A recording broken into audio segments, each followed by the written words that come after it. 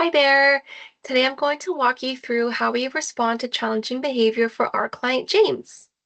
James is 18 years old, diagnosed with Smith-Magenis syndrome, and he has communication difficulties.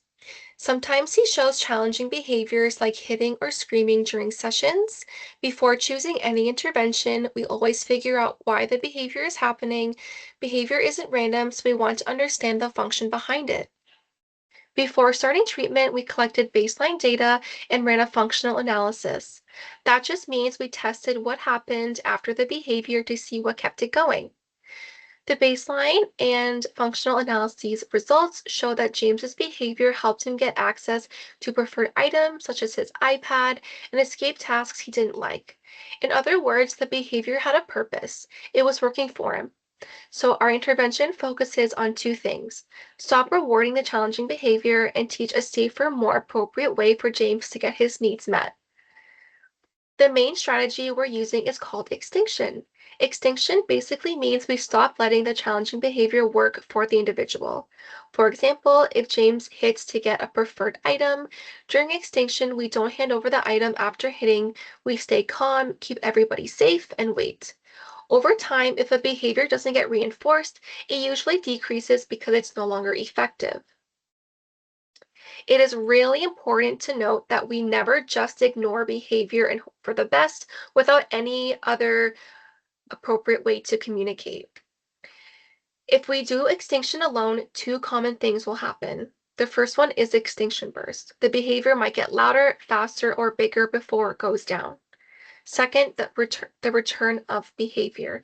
The behavior can come back later if the individual still needs something and doesn't know how to get it appropriately. This is why we always pair extinction with teaching a replacement skill. It makes progress faster, safer, and gives the individual a better way to communicate. So we're not just taking away the old behavior, we're giving James a more appropriate option, like using his AAC device to say iPad or break. And here's the key part. When he uses that new communication, we give him what he asked for right away. So we're doing two things at once. We're not giving access when he hits or screams. We are giving access when he communicates appropriately. This teaches James that communication works better than aggression.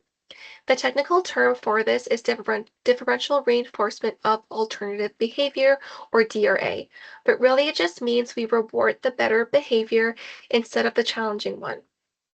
So when do we use and when not to use the extinction? This approach works best when we know the function of behavior. With James, we know he hits to get preferred items or escape tasks.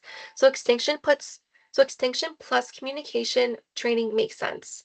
We would not use extinction if we don't know the reason for the behavior, if the behavior is too dangerous to safely manage, or the individual has no way to ask for what they want. The goal isn't to ignore the individual, it's to stop rewarding the behavior and show them a better path. There's also research showing this approach works in similar situations. For example, one study looked at a 12-year-old girl with autism and Smith-Magenis syndrome. Her problem behavior got people to arrange items a certain way or change their body positions.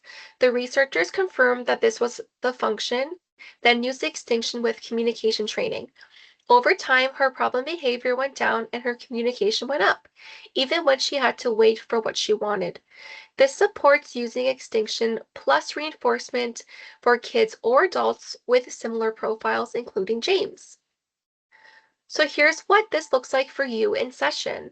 If James hits or screams, stay calm, keep yourself, him, and others around safe, and do not give access to the item or break. If James communicates appropriately, immediately give the item or break, and then be consistent. If we give the preferred item even once after hitting, we reinforce the behavior. Consistency makes the behavior decrease faster and makes sessions smoother. So to summarize, we're not ignoring James, we're just not letting the challenging behavior work anymore. At the same time, we're teaching him a better communication response and rewarding that right away. That combination is what actually reduces the behavior and helps him get his needs met safely and appropriately. Thank you for listening, and I'm happy to answer any more questions you may have. Have a great day. Bye.